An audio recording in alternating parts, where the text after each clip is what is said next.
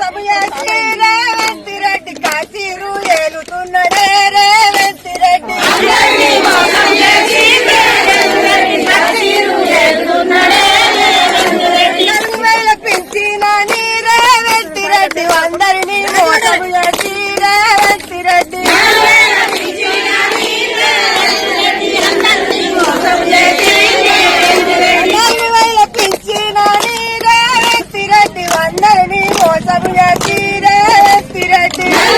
పింఛనని రేవంత్ రెడ్డి అందరినీ మోసము చేసి రేవంత్ రెడ్డి అందరినీ మోసము చేసి రేవంత్ రెడ్డి అందరినీ తాడు పెట్టనే రేవంత్ రెడ్డి 40,000 పింఛనని రేవంత్ రెడ్డి అందరినీ మోసము చేసి రేవంత్ రెడ్డి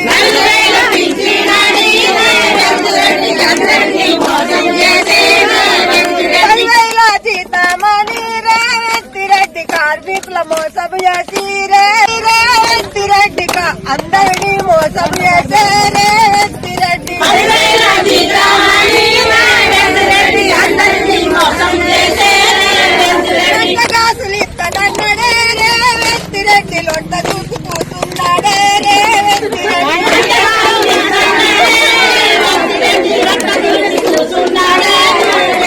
కొంత కాసులు ఇస్తానని రేవంత్ రెడ్డి లొట్ట చూసి కూర్చున్నాడే రేవంత్ రెడ్డి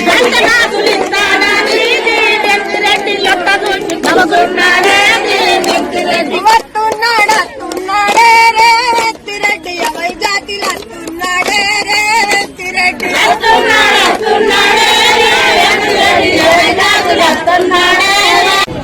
23 సంవత్సరాలు మేము మిడ్ డే మీల్స్ మధ్యాహ్న భోజనం అంటలు చేయబట్టి మాకు సరైన నాణ్యం ఇచ్చులేదు.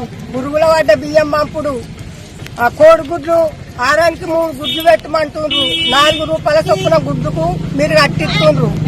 7 రూపాయలు పెట్టి మేము గుడ్లు తెస్తున్నాం.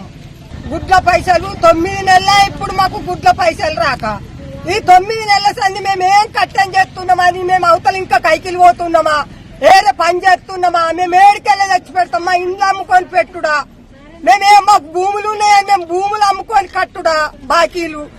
ఏడికైనా గాని మమ్మలను మొదలే పట్టించుకుంటలేరు గవర్నమెంట్.